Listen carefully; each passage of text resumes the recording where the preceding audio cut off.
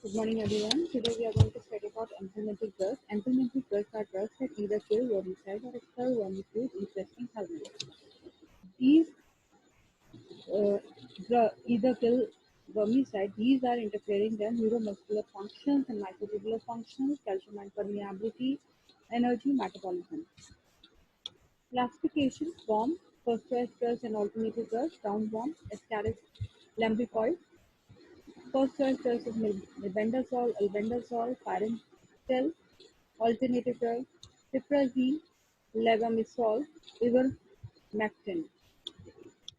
Hookworm, chylostoma, parenteral, mebendazole, levamisole. Duodenal, albendazole. Necator americanus, mebendazole, albendazole, parenteral. Threadworm, Enterobius oxyrius vulnicularis. Parental mebendazole, alternative is piperazine, and for Enterobius vermicularis, it's albendazole. Strongyloid stercoralis, ivermectin is a drug, and alternative is albendazole. Whipworm, trichuria. First choice drug is mebendazole, and alternative drug is albendazole. Trichinalia pyralis, drug is albendazole, alternative mebendazole. Filaria, drug is diethyl carbamazine, alternative albendazole. Eukarya, Bancrofti, Bulgaria, Malay, the drug is ivermectin. Guinea worm, drug is metronidazole. Tapeworm, Tania signata, praziquantel, niclosamide are the drugs, and alternative is albendazole. Tania solium, praziquantel is the drug, niclosamide and albendazole is alternative. Hymenolepis nana, that is the drug is praziquantel, and the alternative drug is niclosamide. Neurocysticercosis, the drug is albendazole, and alternative drug is praziquantel. Hydatid disease, Echinococcus granulosus, the drug is albendazole, and alternative drug is mebendazole. E. multilocularis, the drug is albendazole. Now we are going to study about mechanism of action of mebendazole.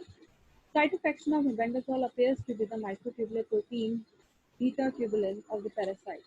It binds to beta-tubulin of susceptible worm and with high affinity and inhibits its polymerization.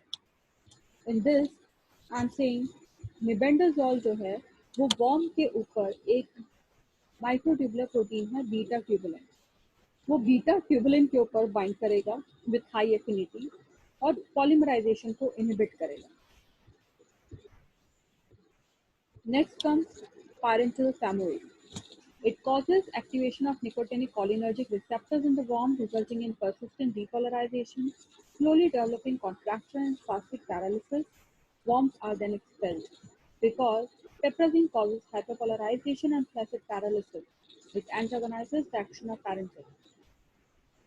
Parental pamoate में जो है पहले nicotinic cholinergic receptors जो worms के अंदर है वो activate हो जाएगा, उससे पर्सिस्टेंट डीपोलराइजेशन हो जाएगा और उसकी वजह से स्लो डेवलपिंग कॉन्ट्रैक्चर होगा।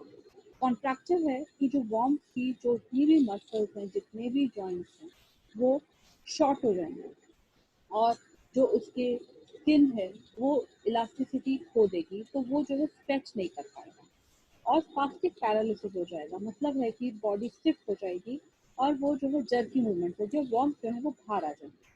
क्यों? क्योंकि पाइपराजीन जो है वो हाइपरपोलराइजेशन कॉज करेगा और फ्लैसिड पैरालिसिस करेगा, मसल्स रिलैक्स हो जाएंगी, श्रिंक हो जाएंगी। It antagonizes action of parental.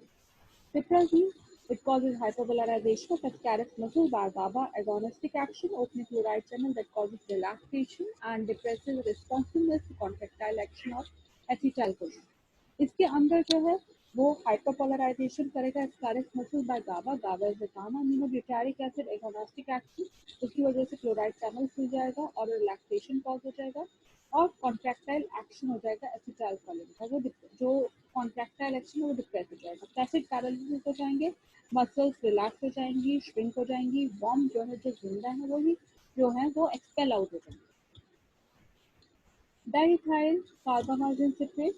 Diethyl carbamazine citrate appears to be alteration of microfilari membranes so that they are readily phagocytosed by tissue fixed monocytes but not by circulating phagocytes.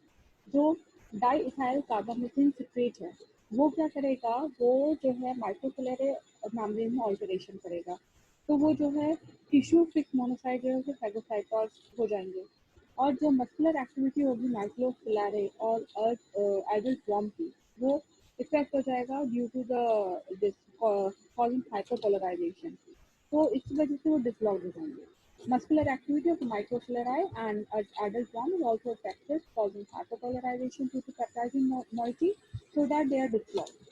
Prolonged treatment may kill adult bee malai. Ivermectin, which acts through a special type of glutamate-gated chloride channel found only in invertebrates. Such channels are not involved in the motor control of fluids and tapeworms, which are unaffected by ivermectin.